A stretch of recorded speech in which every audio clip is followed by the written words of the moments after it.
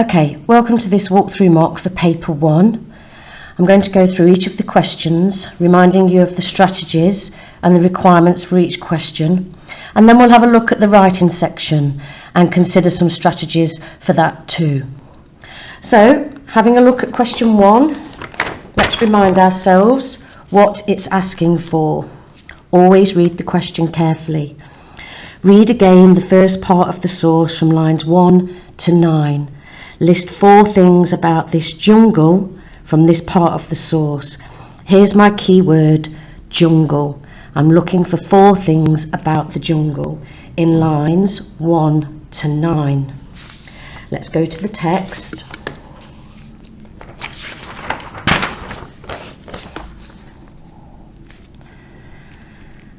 The jungle was high and the jungle was broad.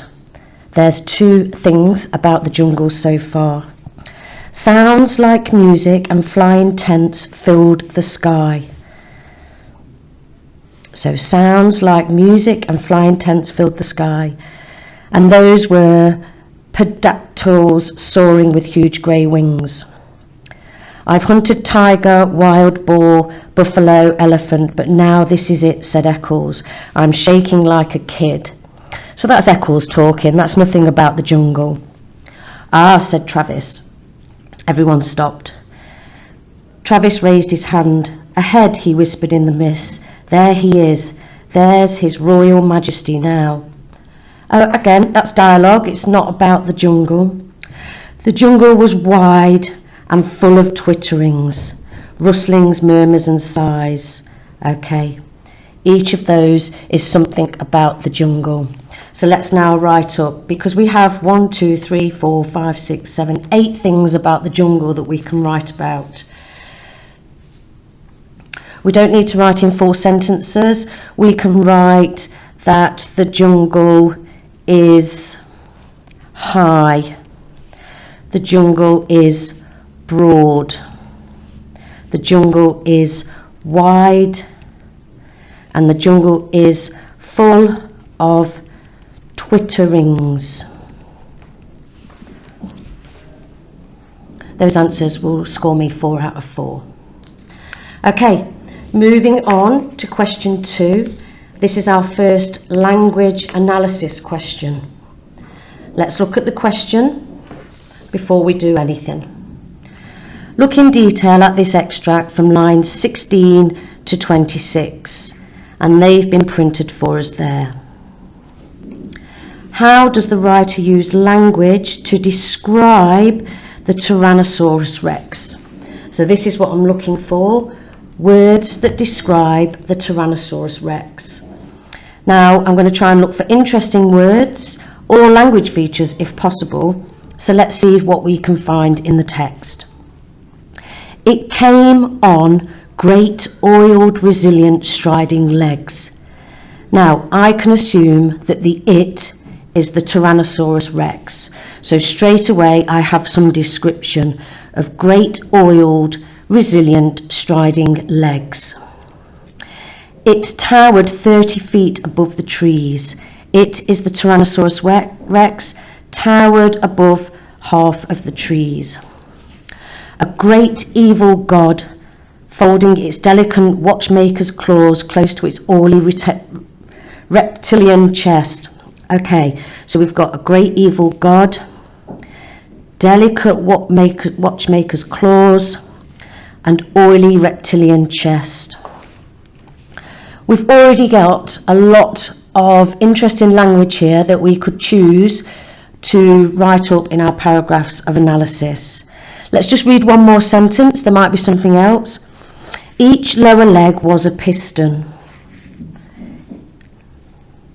1,000 pounds of white bone, sunk in thick ropes of muscle,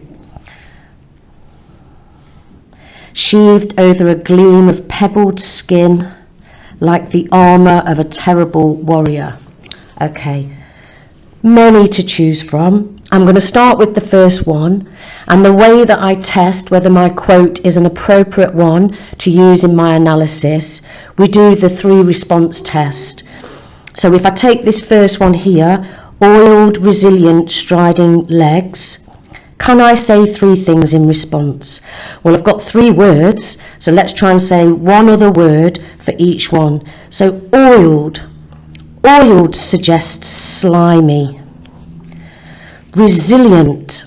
Now, if you don't know what resilient means, you might not want to choose this quote, but resilient means tough.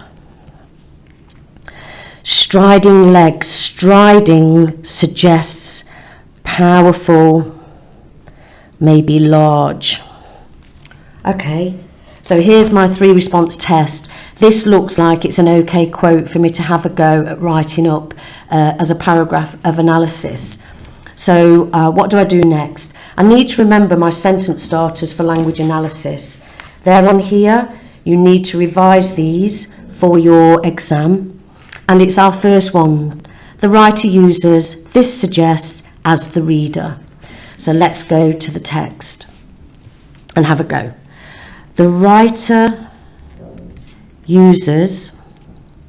Now, if we don't know what type of language feature this is, we would simply say the phrase.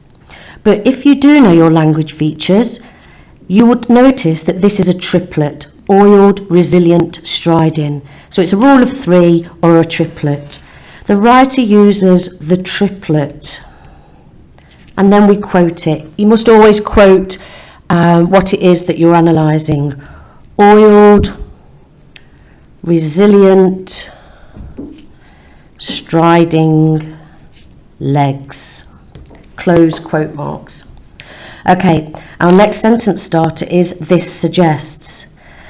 Now, because there are 3 different words that I'm going to make suggestions for, I'm going to identify which word I'm making the suggestion for. So the word oiled suggests that the T-Rex legs are slimy. There's one suggestion. And now going to move on to resilient. The word resilient suggests the T-Rex legs are tough. Full stop. Finally,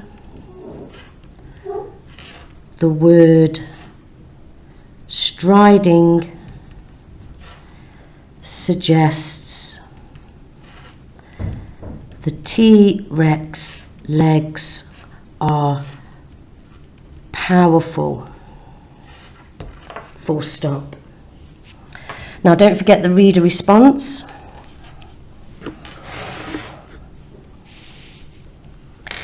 As the reader, this makes me think the T-Rex is. What does it make me think? If this animal has legs that are slimy, tough and powerful, is something to be afraid of. There we go.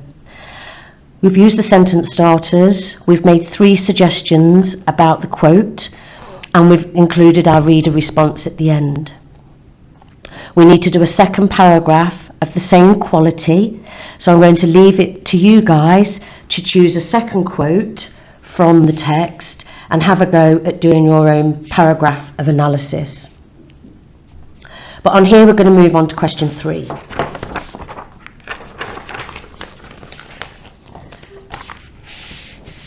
Question 3 is our structure analysis question. So let's read it. You now need to think about the whole source. This text is from the middle of a short story. How has the writer structured the text to interest you as a reader? Okay, this is probably one of my weaker skills, so I'm going to quickly remind myself of the subject terminology that my teacher has been asking me to learn over the year. So she's asked me to remember beginning, middle, end, sets the scene, introduces character, zoom in, zoom out, builds or creates tension. Now, I've already read the start of this story, answering questions 1 and 2. So I'm going to use that as the beginning of my text, and I'm going to have a look at how the writer structures the beginning, looking for how he sets the scene and introduces the character. So let's go back to the text and have a look. Okay, at the very beginning, in the first couple of sentences, the scene is set describing the jungle. Quite soon after that, characters are introduced. Eccles is introduced. His first dialogue is, "I'm shaking like a kid." So we understand that it's a tense moment. What else do we learn about Eccles? He's a hunter. "I've hunted tiger, wild boar, buffalo, elephant, but now this is it," said Eccles. Okay, I've got 2 things to say here already for the beginning of the text. So let's have a look at how we can write this up. The sentence starters are as follows. At the beginning of the text, the writer focuses on. This is interesting because, as the reader, this makes me think. So I need to follow that structure to ensure that I get all the information that I need to try and obtain 50% of the marks for this question. So at the beginning of the text, the writer focuses on setting the scene by describing the jungle.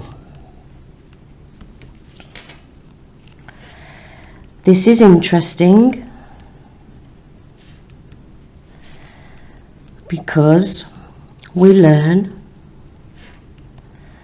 the jungle is, okay, what words were used to describe it?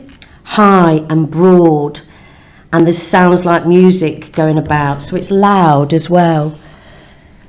We learn the jungle is high, broad, and loud. As the reader, this makes me think. Okay, so if the story is starting off with a jungle scene, and the jungle is high and broad and there's some loud noises in it, what am I thinking this story is going to be like? It's going to be exciting, I would say. Something's going to happen, isn't it, in this jungle? As the reader, this makes me think the story will be exciting. I wonder what will happen in the jungle. And that's my first paragraph for structure analysis. This is the one that you might need to practice, and I would suggest that you have a go at maybe reading the middle of the text and seeing if anything is zoomed in on there, and the end of the text, what happens at the very end. Or you could write a second paragraph about the introduction of the character, Eccles, at the beginning. For now on here, we're going to move on to question 4.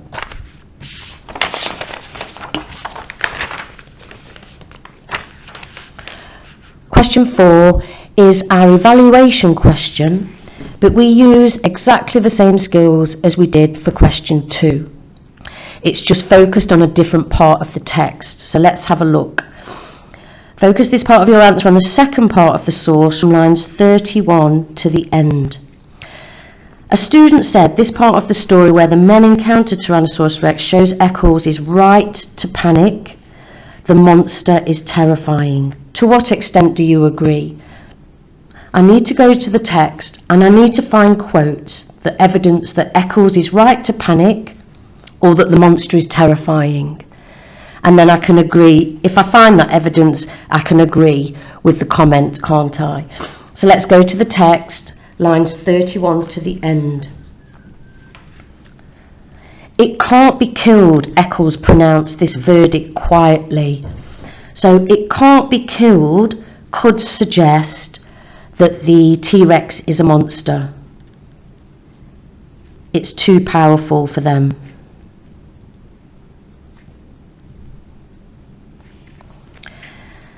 As if there could be no argument. He had weighed the evidence and this was his considered opinion. The rifle in his hands seemed like a toy gun. We were forced to come. This is impossible. So again, this is impossible. Eccles is reinforcing this idea that the monster is terrifying. Eccles feels like he's in a deathly situation because it's impossible. Shut up, hissed Travis. Nightmare. Turn around, commanded Travis. Walk quietly to the machine. We'll remit half your fee.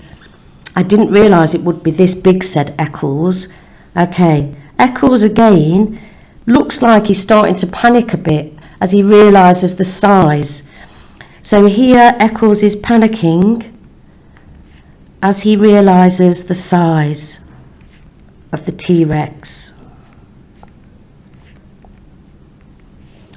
I miscalculated, that's all, and now I want out. So, and now I want out, that's Eccles definitely scared, isn't it?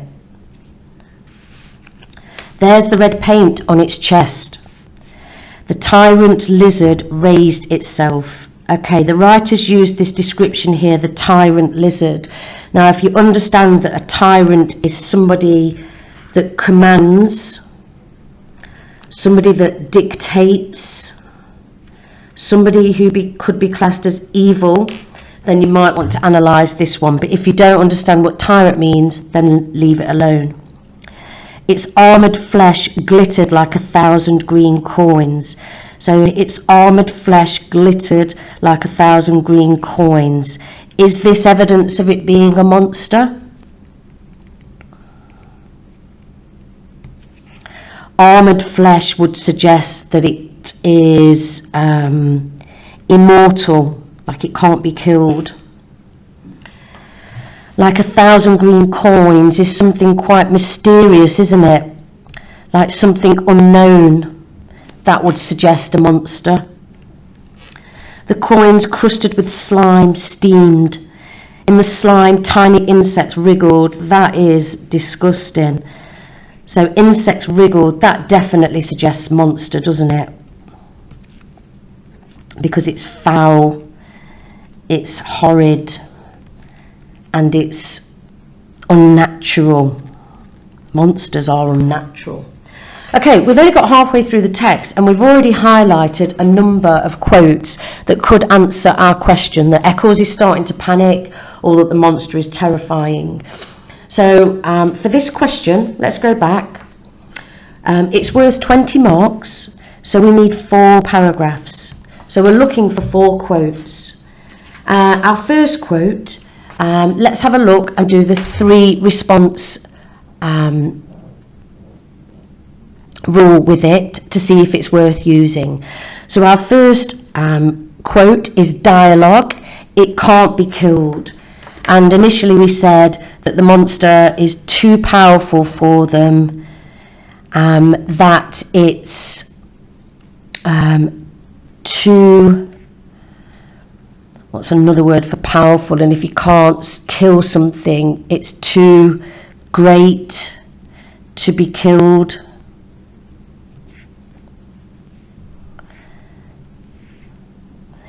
And our third one could be, so I'm struggling with this one, so it might not be the one to use. If we think about it in terms of Eccles, he feels overwhelmed, doesn't he? So maybe we could use that in there. Let's have a go at writing it up, see how we get on. So, for this one we must always remember to agree with the statement. I agree that Eccles is right to panic because the writer uses the dialogue "It can't be killed." This dialogue suggests that the T-Rex is too powerful for Eccles. It also suggests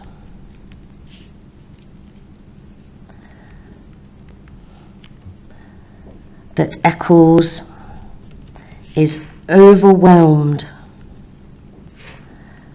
by the fact that he can't kill the T-Rex. Finally, the dialogue suggests that because the T-Rex is too great, Eccles can't kill it. Can feel a little bit repetitive on this one. As the reader, this makes me think that Eccles has the right to panic. Okay, and there's the paragraph. We begin with talking about the statement, quoting it from here, and we end with the reader response reinforcing that our evidence is suggesting something from the statement. If you do that within your paragraph of analysis, then you are going to be doing very well, and you should get the marks that you require. We're looking for 10 marks here out of 20 to be on track for a grade 4. So we need 3 more paragraphs of this quality. So I'm going to leave you to have a go by yourselves. On here, I'm going to have a quick look at question 5. We're going to look at some strategies for question 5. And these strategies are designed to help you gain the marks that you need for this section. Remember, the marks for the writing section are worth 50% of the overall marks. So with my students, I asked them to do a structure strip and follow it, and then I also asked them to do some language strategies. So the structure strip, which if I was in the exam I would quickly write down to remind myself. Paragraph 1, set the scene, describe the weather. Paragraph 2, introduce character. Paragraph 3, introduce character's problem. Paragraph 4, how should the problem be solved? And then paragraph 5, is it solved? Okay, so there's my structure strip. If I follow this, I'm going to get marks for structure, but I also need to consider the language that I'm using. So for my students, I have set 3 strategies. Strategy number 1 is list adjectives in response to the picture. Paragraph 2 is create noun phrases and other language features. Strategy 3, is try not to use pronouns at the start of sentences.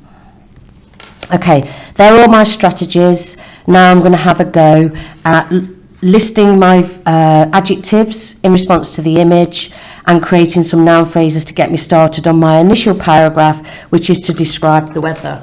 Okay, what I do first and foremost is I look at the picture and I think of adjectives in response to the picture. So it's looking pretty positive. I suppose we've got this darkness here that might suggest negative, but I'm going to try and think of some adjectives that are positive. So we've got shiny, gleaming, cheerful, wondrous, unusual,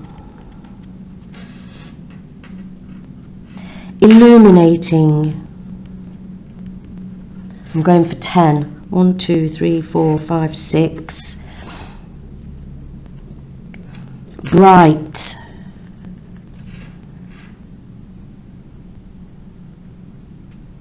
Powerful. 1, 2, 3, 4, 5, 6, 7, 8. 2 more.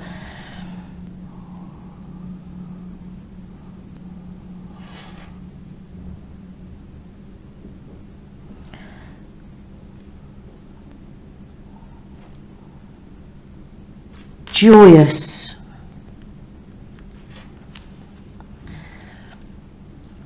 Mysterious. Okay, they're my 10 adjectives. Now, in order to describe the weather, I need to think of 5 nouns linked to the weather, and then I can create my unusual language features, my unusual noun phrases. So forget about these. Well, what can I talk about in the weather here? So the first thing is sun or sunshine. So I have to use my imagination for outside, but outside of the building there will be sky, there will be air, there will be clouds maybe, although it's very sunny, isn't it? Very bright coming through. So maybe it's summer. So there's my 5 nouns. Now I go to my adjectives. I try to link them up with my nouns, but I don't try and do it in the usual way. Shiny sunshine would be the usual way of describing the sunshine. So let's go for something a little bit more interesting. Now, and I'm going to go for mysterious because it's so bright, this is, that the mysterious sunshine seems quite interesting. It has got this feeling of happiness, so I've got a cheerful sky. And this is kind of unusual, so I'm going to go for the unusual summer. And this idea that outside we've got this illuminating air. Okay. So there's my noun phrases. Now I can always use a noun phrase to start a sentence. So let's have a go. I'm going to write them at the top here so I don't forget them. So I've got mysterious sunshine. I've got illuminating air.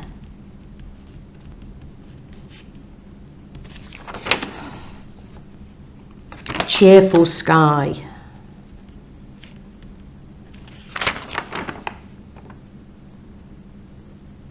Unusual summer. One more.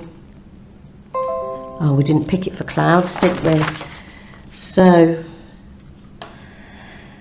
gleaming clouds, because even them, the clouds are sending the sunshine through. So, gleaming clouds.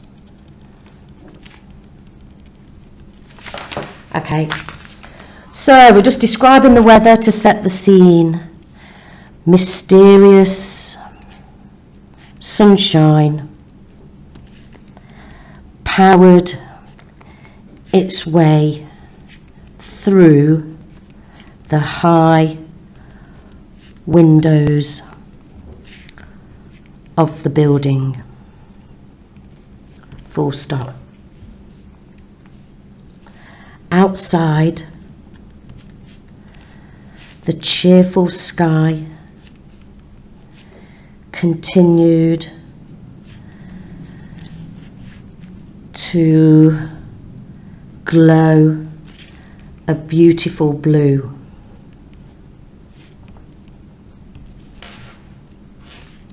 This was an unusual summer. Even the clouds were gleaming up above. So we've used mysterious sunshine, cheerful sky, unusual summer, gleaming clouds. We've not talked about the illuminating air. Inside the building, the illuminated air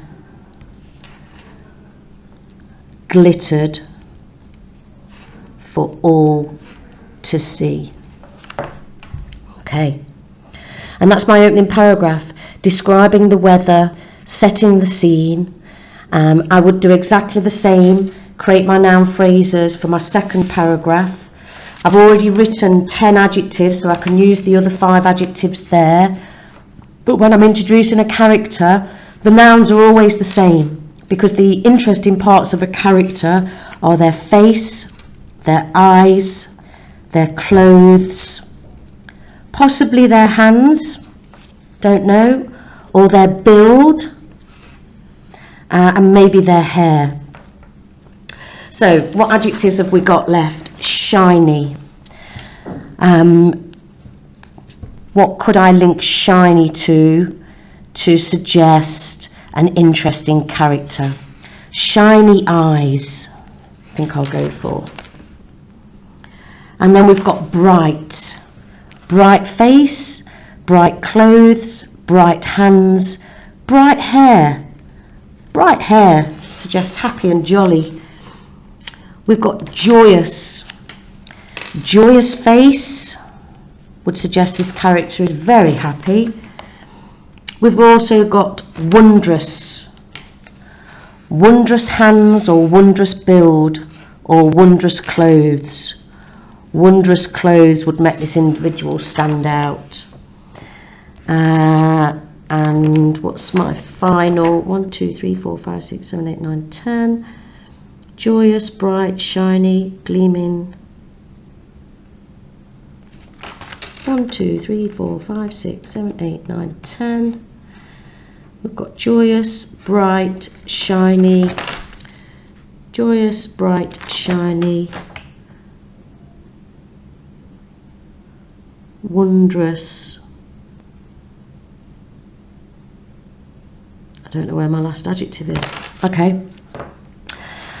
What can we think of an adjective? Let's look back to the picture. It's we've gone for this idea of mystery. We're not quite sure what's going on, but the weather is really bright and unusual. So let's think of another. Glistening. And we'll have glistening hands. Okay. Now I would use these noun phrases to write my second paragraph. And if this was in the exam, all I would do with my planning here is put a line through it, and this won't be marked. So just put a line through it, and then it's the paragraphs themselves that are marked. Okay, have a go writing your second paragraph. I'm sure if you gave any of your work to your teacher, they'd be happy to give you some feedback on it. But for now, that's the end of the walkthrough mock for paper 1. Thank you.